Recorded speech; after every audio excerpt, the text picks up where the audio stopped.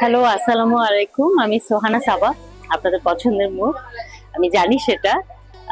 আপনারা জানেন যে সম্প্রতি আমি একটা নতুন ব্র্যান্ড, couture ব্র্যান্ড স্টার্ট করেছি। নাম হচ্ছে সাবা ফা। যেটা আপনারা অনেকেই এখন ফলো করছেন বা নানানভাবে জানেন, আপনাদের চোখে পড়ছে আমার ব্র্যান্ড সম্পর্কে। যেটার এখনো আসলে কোনো অফলাইন কোনো শোরুম আমরা শুরু করিনি। কিন্তু আপনাদের জন্য খুব সুসংবাদ হচ্ছে গিয়ে ১১৩/এ নাম্বার রোড, গুলশান ২-এ ৮ নাম্বার বাড়িতে আমি শুরু করতে যাচ্ছি সাবা ফর শোরুম। আজকে আমি আছি মিরপুর ডিওএইচএস কালচারাল কনভেনশন হলে। এখানে একটা চমৎকার এক্সিবিশন অ্যারেঞ্জমেন্ট করা হয়েছে তাজ ইভেন্টস এর মাধ্যমে, এবং আমার কাছে আসলে মনে হচ্ছিল যে এখানে পার্টিসিপেট করা উচিত, কারণ এইখানকার যে মানুষরা, এখানকার যে ক্রাউড, তাদেরকে আমি দেখাতে চাচ্ছিলাম আমার কাজগুলোকে, তাদের কাছে নিয়ে যেতে চাচ্ছিলাম। তো আমার কাছে মনে হলো যে এটা একটা ভালো সুযোগ। তো শুকর আলহামদুলিল্লাহ, আমরা খুব ভালো রেসপন্স পাচ্ছি, মানুষজন ভীষণ ভাবে পছন্দ করছে। তো এবার আসি আমি আমার প্রোডাক্ট নিয়ে। সবাই জানে যে আমি আসলে একটু এথনিক, একটু ওল্ডিশ কাপড় বা মোটিভ নিয়ে কাজ করছি, কাজ নিয়ে কাজ করছি। তো সেভাবেই আমি কাজ করছি। আমি সবার আগে বলে রাখতে চাই যে ফ্যাশন ব্যাপারটা আসলে খুবই আমার কাছে মনে হয় গড গিফটেড। আমরা বাই বার্থ পাই, এটাকে পলিশ করা যায়, কিন্তু এটা আসলে একেবারেই আল্লাহ যাকে পছন্দ করে তাকেই মনে হয় দেয়, এটা আমার কাছে মনে হয়। সো যখন কেউ এ ব্যাপারে এক্সপার্ট হয়, তার লাইফস্টাইল এন্ড এভরিথিং থেকে, তখন সে আরেকজনকে ইন্সপায়ার করতে পারে, আরেকজনকে সুন্দর করে সাজাতে পারে, এটা আমার বিশ্বাস।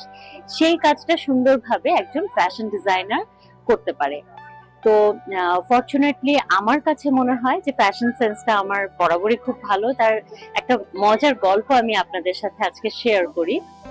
আমার জন্ম বড় হওয়া ঢাকাতেই। তো আমি ছোটবেলায় ঈদের সময়, তো আমরা আসলে সবসময় সারা বছর কাপড় পাওয়ার তো ব্যাপার ছিল না তখন। ঈদের সময় আমরা স্পেশাল এক্সপেন্সিভ দামি কাপড়গুলো পেতাম, জামাগুলো পেতাম, ফ্রকগুলো।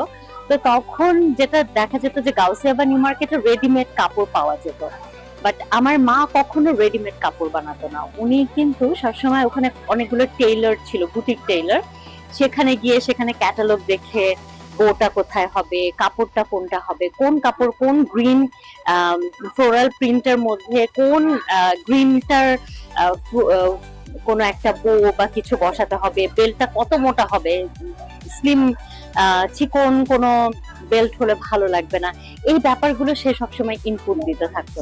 তো আমি যখন এই 3 বছর 4 বছর হওয়া শুরু করলো, 5 বছর হওয়া শুরু করলো, দেখা গেল যে আমিও বলা শুরু করলাম যে এখানে এটা হবে, চেইনটা একটু এখানে হবে, এরকম নানান কিছু আমিও ইনপুট দেওয়া শুরু করলাম। আমার হাতে খড়িটা কিন্তু একেবারেই ছোটবেলায়। তারপরে আমি নাচ করেছি, ক্লাসিক্যাল ডান্সার, আমি অনেকেই জানে বা সবাই জানে আমি বেসিক্যালি ক্লাসিক্যাল ডান্সার। সেটার পাশাপাশি যেহেতু আমার হাইটটা খুব ভালো ছিল, কোইন্সিডেন্টালি আমি র্যাম্পে হাঁটা শুরু করলাম আমার হাইটের কারণে। আমাকে বললো যে তোমার হাইট ভালো, তো আমাদের মডেল আসেনি, একজন কম আছে, তুমি দাঁড়িয়ে যাও, একটা কোরিওগ্রাফার ভাইয়া বলেছিল। এন্ড দেন আমি যে স্টার্ট করলাম, আমাকে কারো হাঁটাও শেখাতে হয়নি, র্যাম্প শো, আমি জাস্ট আমার মতো করে হাঁটা শুরু করলাম। এবং তখন অনেক সময় দেখা যেত যে কোনো না কোনো ড্রেস পরে যখন স্টেজে উঠতাম, তখন আমি খুব আশাহত হতাম যে এতগুলো টাকা খরচ করে এত সুন্দর শো লঞ্চ করছে, অথচ ড্রেসগুলো এটা তো আমাকে এমনি দিলে আমি পড়তাম না। অনেক ড্রেস দেখে তখন মনে হয়েছে। তো ওই সময়টাতে আমি ক্লাস 8 থেকে শুরু করেছি র্যাম্পে হাঁটা এবং কোরিওগ্রাফিও। তো আমার যেটা হয়েছে যে ওই সময় থেকে একটা ইচ্ছা হয়েছে যে আমি ফ্যাশন সংক্রান্ত কোনো যদি পড়াশোনা হয়, আমি যখন পড়াশোনা করছিলাম তখন বাংলাদেশে এই ট্রেন্ডটা হয়নি যে ফ্যাশন ডিজাইনিং নিয়ে পড়াশোনা করা যায়, বাট আমার একটা ইচ্ছা ছিল যে আমি এটাতে পড়বো। আমি চারুকলায় ভর্তি হতে চেয়েছিলাম, আর্টে, কারণ আমি আসলে ইউনিভার্সিটি ল্যাবরেটরি স্কুলে পড়েছি এবং আমি ছায়ানটে নাচ শিখতাম। তো আমি সপ্তাহে 7 দিনই আমার ওই এরিয়াতে থাকা হতো, আমার নাচের শো গুলো হতো, সেখান থেকে একটা চারুকলার প্রতি ভালোবাসা ছিল।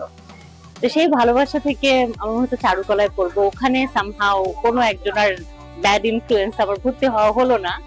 তখন আমার কাছে মনে হলো অনেকটা এটা এরকম যে দুধের স্বাদ ঘোলে মেটানোর মতো। ওই যে ছোটবেলায় মনে হয়েছিল যে ফ্যাশন ডিজাইনিং এ পড়বো, তখন আমি ফ্যাশন ডিজাইনিং এ পড়ি শান্ত মারিয়াম থেকে, এবং থ্যাংক গড যে আমার ডিগ্রিটা নেওয়া ছিল।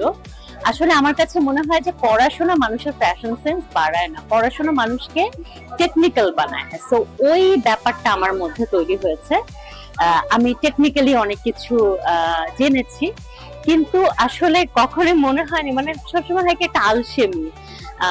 অভিনেত্রী হওয়ার এক ধরনের সুবিধা আছে যে অভিনয় করলাম, ব্যাপারটা যে কাজটা করে আমি অভ্যস্ত, যেটা আমার শখের কাজ, যেটা আমার ভালোবাসার কাজ, সেটা আমার ব্রেড অ্যান্ড বাটার দিচ্ছে, তো সেটার প্রতি এক ধরনের ডেডিকেশন থাকে। সেখান থেকে কিন্তু হারিয়ে ফেলছিলাম আমার ফ্যাশন ডিজাইনার হিসাবে জায়গাটা।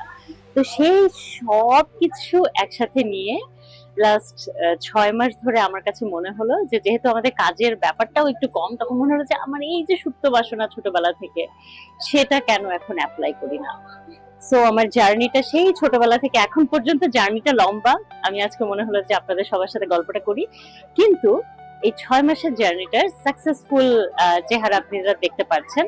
এই প্রত্যেকটা ড্রেস আমার, আমি যেহেতু আপনারা জানেন যে কোটিওর, ফ্যাশন কোটিওর কাকে বলে। কোটিওর আমরা জানি একটা ফরাসি শব্দ, ফ্রেঞ্চ শব্দ, যেটা মানে হচ্ছে গিয়ে টেইলর। বাট ফ্যাশন কোটিওর মানে হচ্ছে স্পেশাল টেইলারিং, স্পেশাল কোনো একটা ড্রেসের পিস, যেটা রেডিমেড পিস কিন্তু স্পেশাল একটা পিস। তো আমার ড্রেসগুলোর কিন্তু স্পেশালিটি তাই। এখানে দেখতে পাচ্ছেন যে স্যুট এবার একটু অন্য ধরনের করেছি। আমাদের পাঞ্জাবি আছে, পায়জামা আছে, তার সাথে ম্যাচিং করা স্যুট আছে। এটা এক ধরনের নিউ ট্রেন্ড বলা যেতে পারে, আসছে, সেটা আমরা করেছি। আমাদের 3টা অপশন আছে। এটা একেবারে হলুদ যে পাত্র, তার জন্য আমাদের পাত্রের জন্য ড্রেস রেডি হচ্ছে, সেটা এখন আমাদের ফ্যাক্টরিতে আছে, আমরা কাজ করছি এটা নিয়ে। সো আমাদের যা যা রেডি আছে, পাঞ্জাবি আছে, নানান ধরনের পাঞ্জাবি, যেটা আসলে পার্টি ওয়্যার। এগুলো আসলে খুবই ক্যাজুয়াল ওয়্যার না, একেবারেই পার্টি ওয়্যার। ক্যাজুয়াল ওয়্যার নিয়ে আমি কাজ করছি না। প্রত্যেকটা ড্রেস, প্রত্যেকটা জায়গা, প্রত্যেকটা জারদোজি, প্রত্যেকটা জিনিসই একেবারে আমার স্পেশাল নিখুঁত হাতে করা। কারণ আমি প্রত্যেকটা হয় না যে এক ধরনের আরাম লাগে, যে আমি যখন একটা জিনিস তৈরি করি, আমার প্রত্যেকটা পিস খুব ইউনিক। আমি যখন তৈরি করি তখন আমি এটাই মাথায় রাখি। যেমন এটা অনেকের পছন্দের, এটা আমাকে 2 পিস তৈরি করতে হয়েছে, একটা পিস অলরেডি চলে গেছে। কারণ হচ্ছে এটা সবার খুব পছন্দের, সবাই চাচ্ছিল। সো এটাও এক ধরনের কালার, আমার খুব পছন্দের কালার। এটাও আমাদের দুইটা কিন্তু একটা গোল্ডেন আর একটা সিলভার, জামদানির মধ্যে জারদোজি ওয়ার্ক। এবং আমাদের স্পেশালিটি হচ্ছে কি, আমরা প্রত্যেকটার কিন্তু একেবারে রেডি করে দিচ্ছি, পেটিকোট থেকে শুরু করে ব্লাউজ। এবং ব্লাউজ অনেকেই আমার পেজে এসে প্রশ্ন করেছে যে ব্লাউজ কি করে রেডিমেড করা যায়। দেখেন, আমাদের যারা এখানে অর্ডার করে, যেহেতু এটা একটু এক্সপেন্সিভ, এটা তৈরি করতে একটা বড় জার্নির ব্যাপার। হ্যাঁ, এক একটা শাড়ি তৈরি করতে কিন্তু 2 মাস চলে যায়, এবং কতগুলো ওয়ার্কিং আওয়ার যায়, এবং কতগুলো মানুষ মিলে কাজ করে। যদি আপনারা জানতেন, আপনাদের মায়া লাগতো। আমাদের আসলে অনেকগুলো টাকা এটার পিছনে যায়, কিন্তু যখন আমরা ওদের ইচ এন্ড এভরি টাইম আমরা চিন্তা করি, তখন মনে হয় যে মাত্র কয়টা টাকার বিনিময়ে কাজ করছে ওরা। তো সেই জায়গাটা সবাই প্লিজ মাথায় রাখবেন। এগুলো একেবারে এমব্রয়ডারি ওয়ার্ক না, একটা পিসের সাথে আরেকটা পিসের একেবারে হুবহু মিল নাই। তার কারণ হচ্ছে প্রত্যেকটা হাতের কাজের কারণে প্রত্যেকটা ইউনিক। এটা মানুষের ভালোবাসার ছোঁয়া আছে ইচ এন্ড এভরি পিসে। আমাদের একেবারে পেটিকোট থেকে শুরু করে, ব্লাউজ থেকে শুরু করে সবকিছুই রেডি করে দিচ্ছি আমরা। ইভেন যেটাকে বলে ভেতরে এক ধরনের আমরা ফলস বসিয়েও দিচ্ছি, যাতে পরার সময় কোনো রকম আমাকে আর মানে শপিং করতে যেতে না হয়, সবকিছু রেডি পাই। ব্লাউজ অথবা যে কোনো কিছু যখন আমাদেরকে কনফার্ম করা হয়, আমরা মেজারমেন্ট নিয়ে তারপরে তাকে দিই। যেহেতু এটা একটু এক্সপেন্সিভ, এটা অনলাইনে কেউ কেনে না, সবাইকে এসেই এটাকে কিনতে হয়। সো ওই টাকা যখন আমরা এক্সচেঞ্জ করি, তখন আমরা মাপটা নিয়ে সেভাবে 7 দিনে আমরা ডেলিভারি করে দেই। এই হচ্ছে আমাদের স্পেশালিটি। আমরা ম্যাক্সিমামই হচ্ছে ইম্পোর্টেড কাপড়ের উপরে আমরা কাজ করছি, ফেব্রিকের উপরে। কিন্তু জামদানিটা আমাদের সবার ভালোবাসার জায়গা। জামদানিটা আমরা দেশি একটা কাপড়ই আমরা প্রেফার করি, সেটা হচ্ছে জামদানি। আরেকটা কথা বলতে চাই, যেমন আমি একটা পরে আছি, এটা দেখতে মাসলিন, কিন্তু অনেস্টলি স্পিকিং এটা মাসলিন না। এখন অনেকে বলতে পারে যে মাসলিন না কেন, এটা কি তাহলে একটু কম দামি কাপড়? আসলে এটা মাচ মোর এক্সপেন্সিভ, কিন্তু আমরা এই কাপড়টা নিচ্ছি কারণ মাসলিনের এক ধরনের কমপ্লেন থাকে। যেহেতু আমি নিজেও অনেক শাড়ি পরি, আমি জানি যে মাসলিনের এক ধরনের কমপ্লেন থাকে যে এই শাড়িটা ফুলে থাকে, আমরা গুছিয়ে বসতে পারছি না বা চলাফেরা করতে পারছি না। এটা খুব সুন্দর করে গায়ের সাথে মিশে থাকে। তো সেই জন্য এটা নিয়ে আমার শাড়িটাও সাপাফার শাড়ি।